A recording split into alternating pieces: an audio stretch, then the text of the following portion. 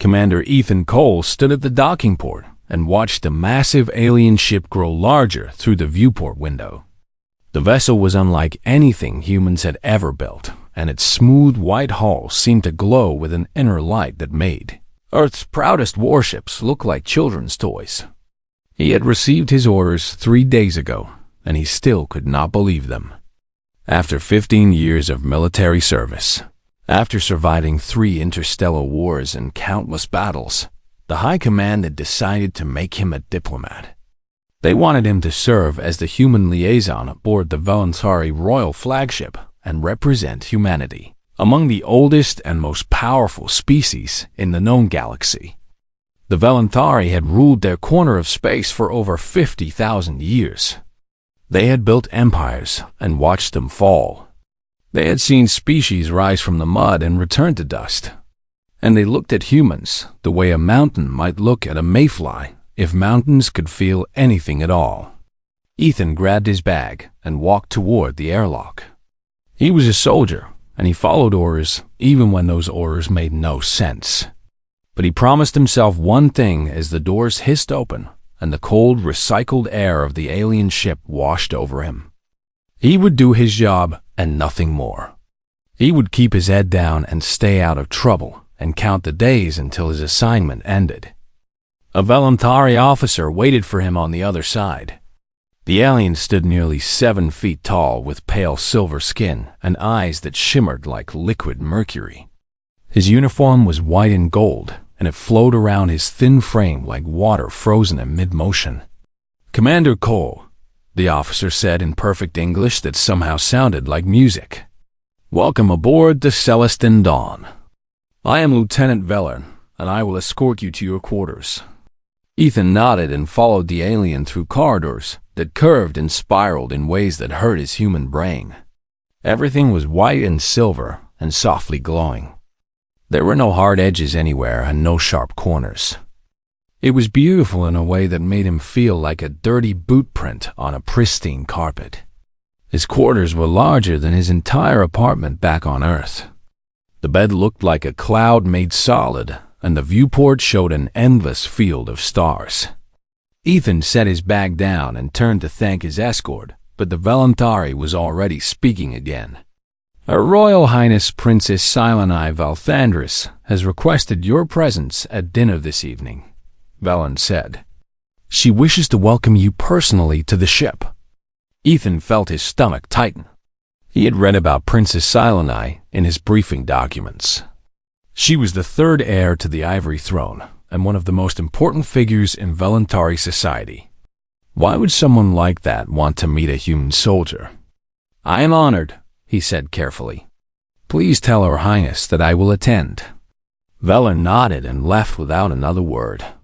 The door slid shut behind him with a soft whisper, and Ethan was alone. He sat on the edge of the strange bed and rubbed his face with both hands. This was going to be harder than he thought. The Valentari were polite but distant, and their civilization made humanity look like ants building hills in the shadow of a skyscraper. He did not belong here, and everyone knew it. The dinner that night was an exercise in discomfort.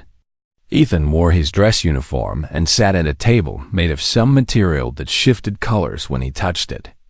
There were 15 other guests, and all of them were Valentari nobles who looked at him with polite curiosity like scientists examining an interesting insect. And then she arrived. Princess Sileni was the most beautiful creature Ethan had ever seen. Her skin was pale silver like all her kind, but it seemed to glow from within. Her hair was long and white, and it floated around her shoulders, as if gravity was merely a suggestion. Her eyes were large and bright, and they held depths that made him dizzy to look into. She wore a gown of deep blue that sparkled with tiny points of light like a captured piece of the night sky.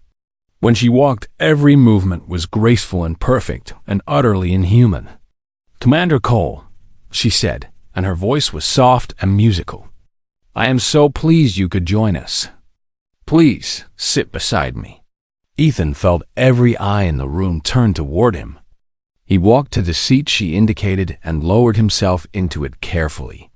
His heart was pounding, and he did not know why.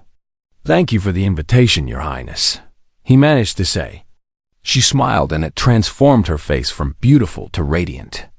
"I have read much about your species. Humans are fascinating. You live such short lives, but you accomplish so much. Tell me about your home world." And so began what Ethan would later call the interrogation. The princess asked him question after question about Earth. She wanted to know about the oceans and the mountains. She asked about human music and human art. She wanted to understand human emotions and human relationships and human dreams. Ethan answered as best he could, but something felt wrong. The other Valentari at the table watched the conversation with expressions he could not read. Some looked confused and others looked almost alarmed. This was not normal behavior for their kind. When the dinner finally ended, Ethan escaped to his quarters and collapsed onto the bed. His mind was spinning with questions. Why had the princess paid so much attention to him? What did she want? The Valentari did not form friendships with humans. They barely acknowledged that humans existed as anything more than a curiosity. He decided it was a test of some kind or perhaps a game. The princess was probably bored, and humans were her latest entertainment. Well, he would not play along. He would be polite and professional and keep his distance. Over the next few days, his plan was put to the test. The princess seemed to appear wherever he went. She found him in the observation deck and asked about human poetry. She interrupted his breakfast to discuss human family structures. She requested his presence at cultural briefings where she watched him more than the presentations. Ethan did what any sensible soldier would do. He started avoiding her. He changed his schedule and ate at odd hours. He found hidden corners of the ship where no one would think to look for him. He was polite when they did meet, but he kept his answers short and his expression neutral. He told himself it was the smart thing to do. Getting attached to a Valentari royal would only end in pain. She would live for thousands of years, and he would be dead in a few decades. Whatever game she was playing, he refused to be her toy. But late at night, when he lay alone in his quarters, he could not stop thinking about her silver eyes and the strange sadness he sometimes glimpsed within them.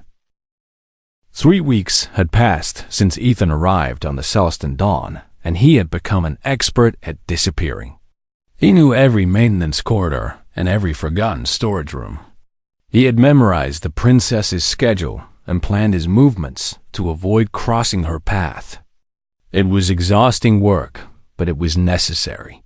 The other humans on the diplomatic team thought he was crazy. Ambassador Chun had pulled him aside just yesterday and asked why he was hiding from royalty. "She seems to like you," the ambassador had said.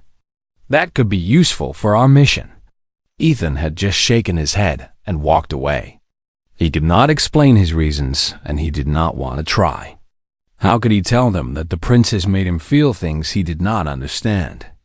How could he admit that her attention both thrilled and terrified him? On the morning of his 22nd day aboard the ship, something happened that changed everything. Ethan returned to his quarters after breakfast and found a small crystal sitting on his desk. It was deep blue and shaped like a teardrop, and it pulsed with a soft inner light. He stared at it for a long moment. His door was supposed to be locked. Only authorized personnel could override it, and that list was very short. There was only one person on the ship who could enter any room she pleased. A small note lay beside the crystal, and the writing was elegant and flowing. It said simply, "A gift between friends, Sile and I."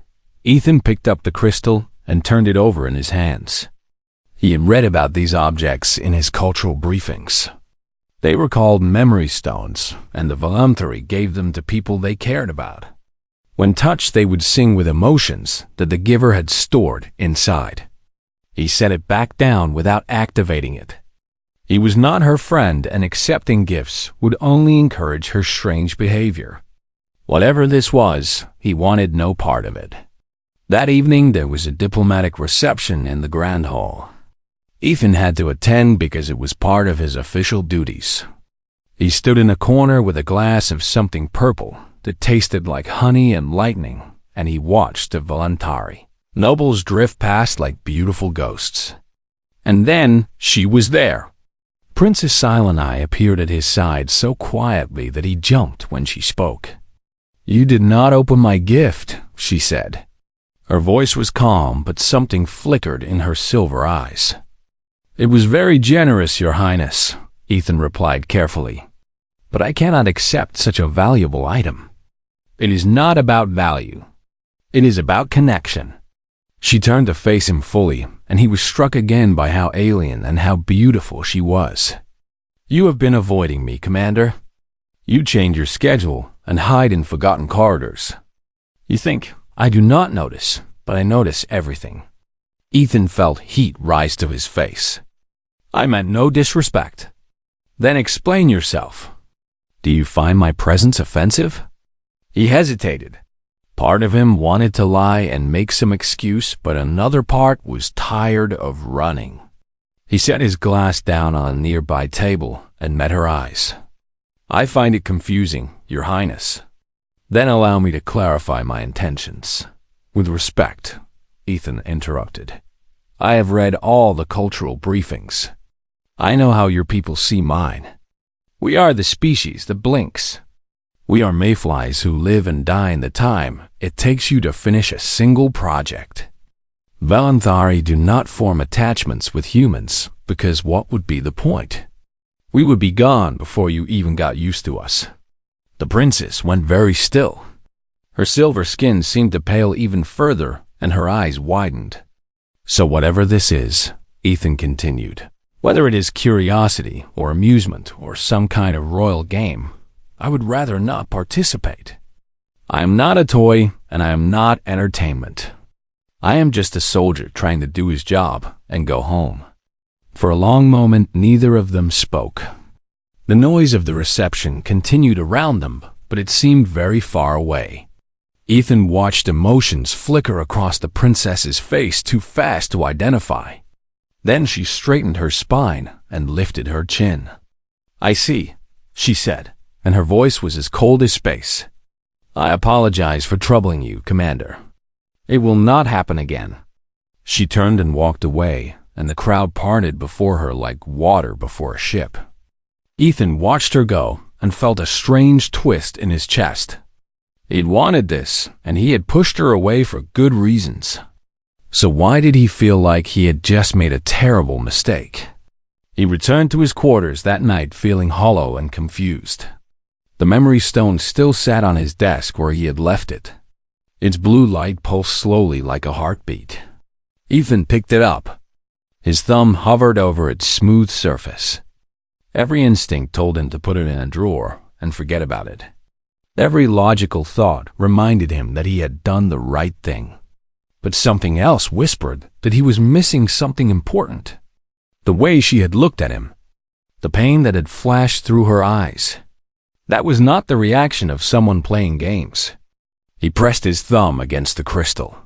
Sound filled the room. It was not music exactly, but it was close.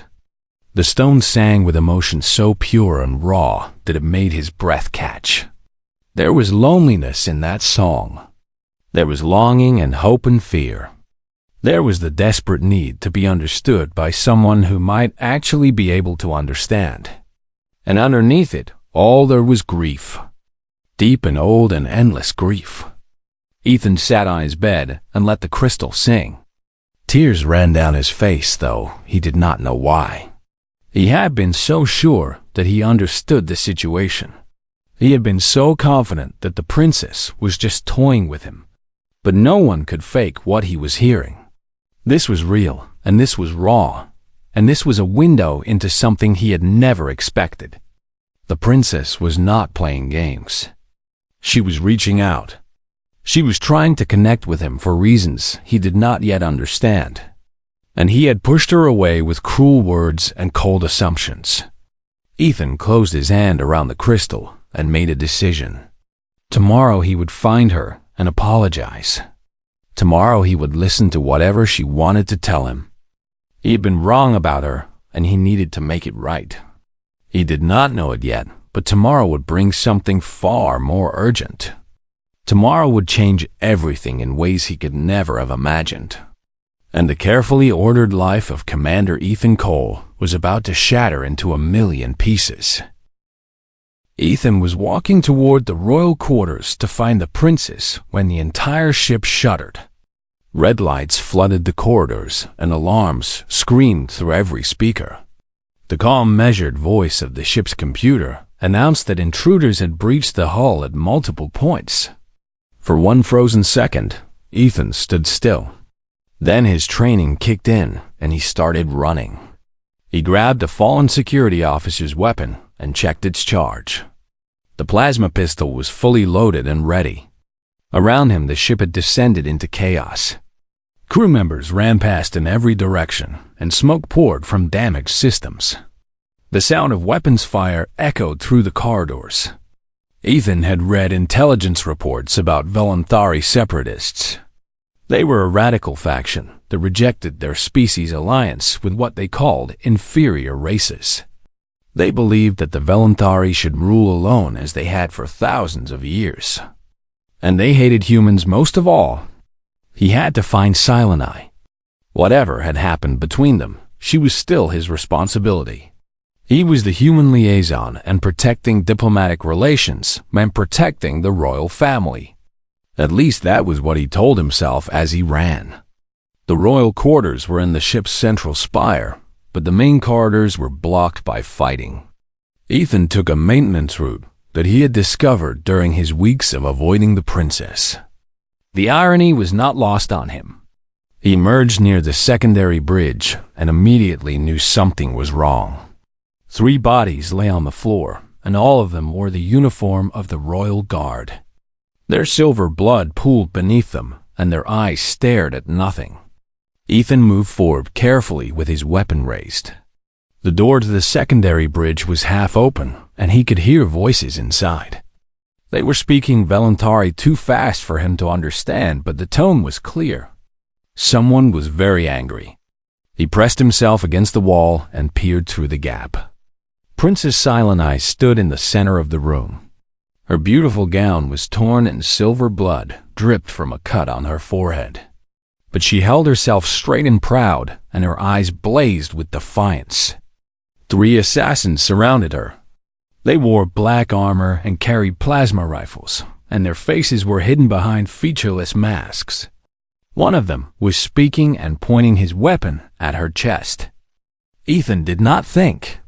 He did not calculate odds or plan strategies. He simply moved. The door slammed open as he burst through it. His first shot caught the nearest assassin in the throat, and the alien dropped without a sound. The other 2 spun toward him with inhuman speed, but Ethan was already moving. Humans were not faster than Voluntari. They were not stronger or smarter or more skilled. But they had something that the galaxy had learned to fear. They had the ability to keep going when any sane creature would stop. They had adrenaline and rage and the desperate fury of a species that had survived extinction 1,000 times. The second assassin fired, and plasma burned across Ethan's shoulder. The pain was incredible, but he ignored it. He tackled the alien, and they crashed to the floor together. The Voluntari was stronger, but Ethan was fighting for more than his own life now. He drove his elbow into the assassin's face again and again until the alien stopped moving. The third assassin grabbed him from behind. Thin, strong fingers wrapped around his throat and began to squeeze. Ethan could not breathe, and black spots danced across his vision. He was going to die here on an alien ship far from home, and no one would ever know. Then Silenai moved. She grabbed a fallen weapon and pressed it against the assassin's head. Her voice was cold and steady when she spoke words that Ethan's translator rendered as, "Release him or join your friends." The assassin hesitated. That hesitation was all Ethan needed. He twisted and drove his knee up with every ounce of strength he had left. The alien gasped and its grip loosened.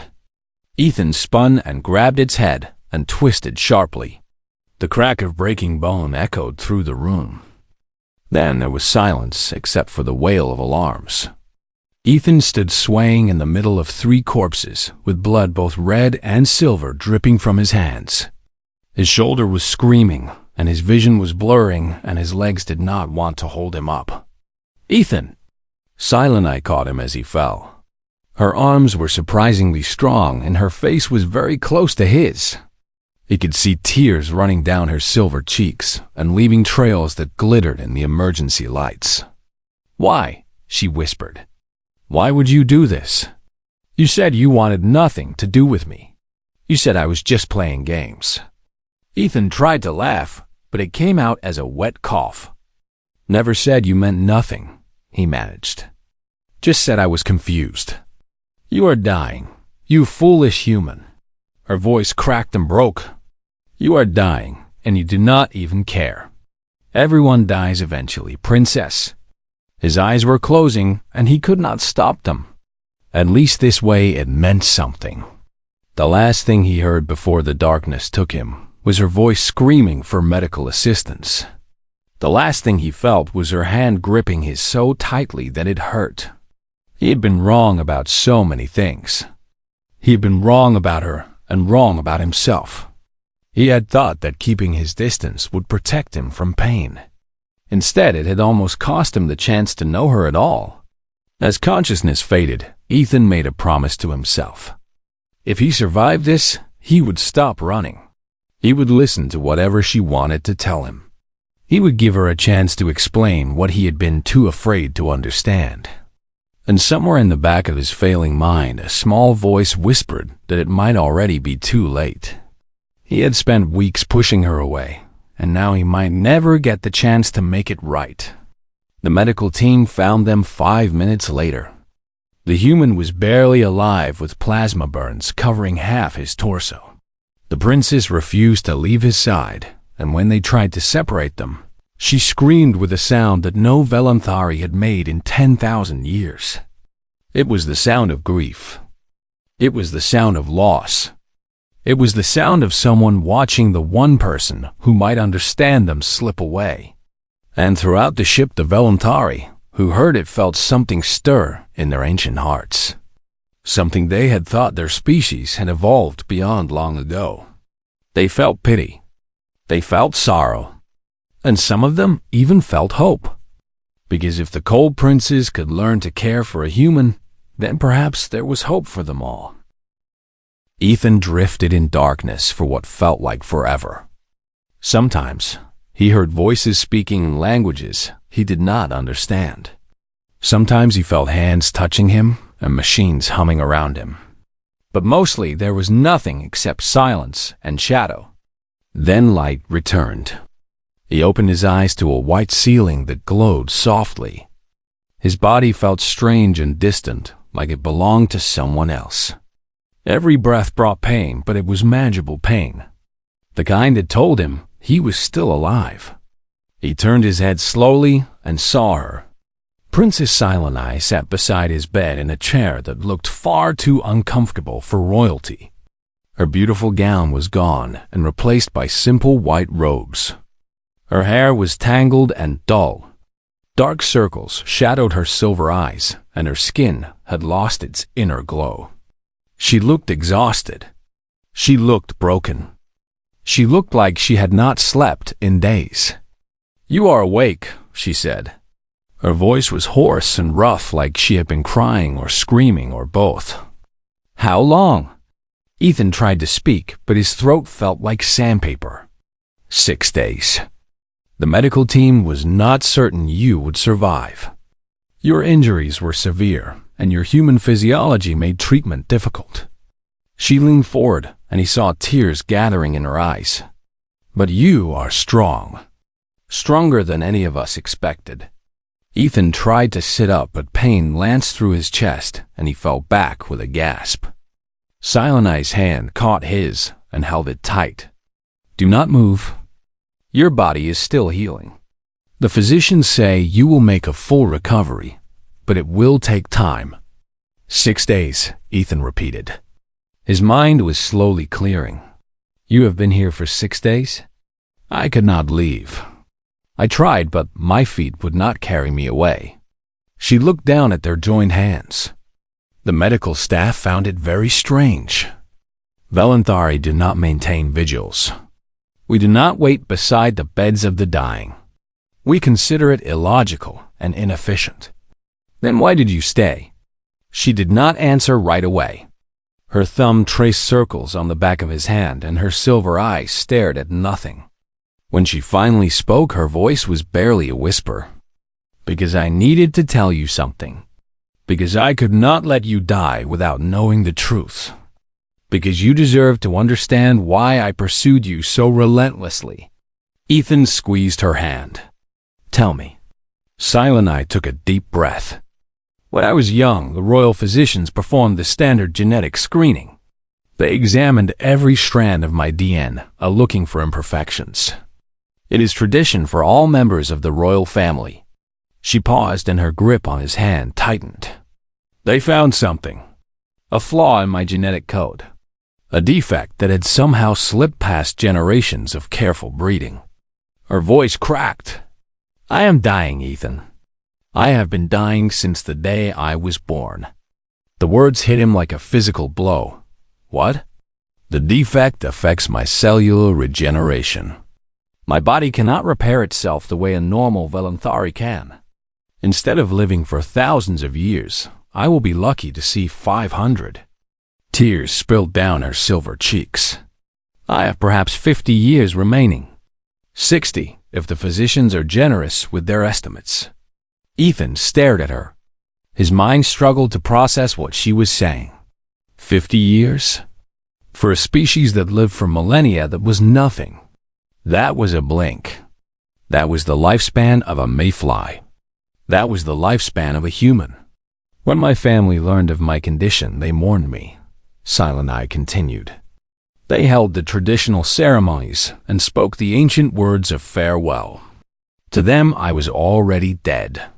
I was a ghost walking among the living. A tragic figure to be pitied and then forgotten. That is horrible, Ethan breathed.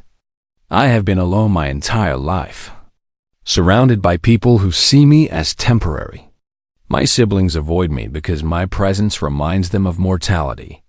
My parents speak to me in past tense as if I am already gone. I exist in a space between life and death where no one can reach me. She lifted her eyes to meet his. And then humans came to our world. I watched your delegation arrive, and I was fascinated. You live such short lives, but you do not act like ghosts. You laugh and love and fight and dream. You burn so brightly in your brief time. You do not waste your days mourning your own mortality. We do not have the luxury of mourning, Ethan said softly. Our lives are too short. Exactly. Silenai leaned closer. When I saw you at the reception, I felt something I had never felt before. Hope. I thought that perhaps someone who understood mortality might understand me. Perhaps someone who lived in the same time frame as me might not see me as already dead. That is why you kept seeking me out. I was desperate.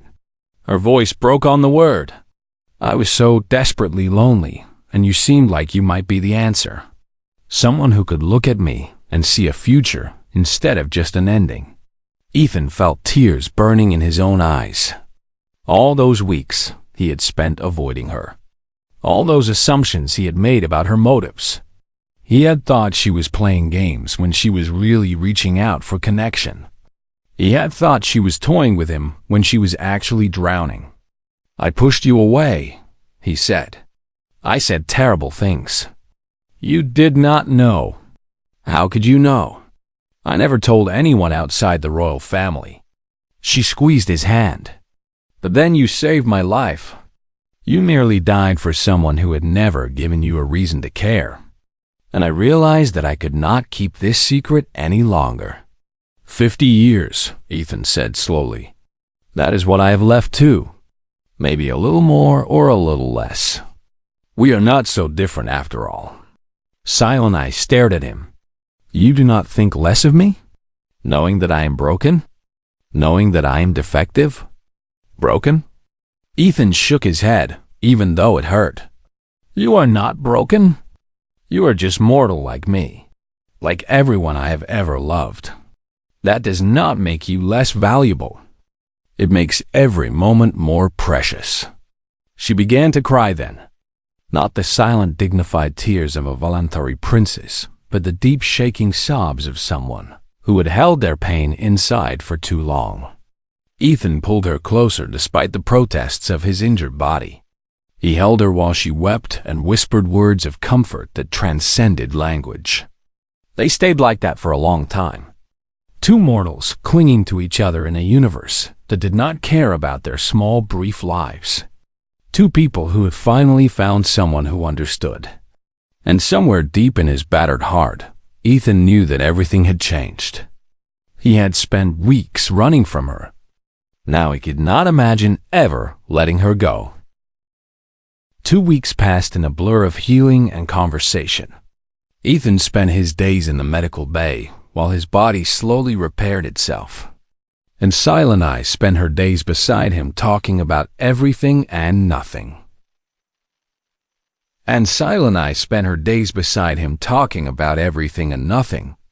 She told him about her childhood in the crystal palaces of her homeworld. She described the gardens that bloomed with flowers that sang, and the libraries that held the memories of 50,000 years. She spoke of tutors who trained her in skills she would never live long enough to master and ceremonies she attended, as more of a ghost than a participant. And Ethan told her about Earth. He described blue oceans and green forests and cities that blazed with light against the darkness. He talked about baseball games and birthday parties and the smell of rain on hot pavement. He shared stories of his family and friends and all the small moments that made a human life worth living. For the first time in either of their lives, they have found someone who truly understood. When the medical team finally released him, Ethan returned to his quarters. The memory stone still sat on his desk where he had left it.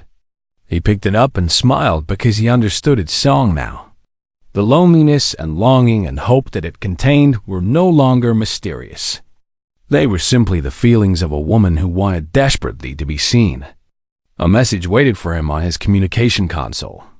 It was from the Human Diplomatic Corps, and it contained news that should have made him happy. His assignment was complete. The attack on the ship had been classified as an act of terrorism, and the human government was recalling all non-essential personnel. He was being offered an honorable discharge and a hero's pension. A transport would arrive in 3 days to take him home. Home! Earth! Everything he had been dreaming of since he arrived. Ethan stared at the message for a long time. A month ago he would have jumped at this chance.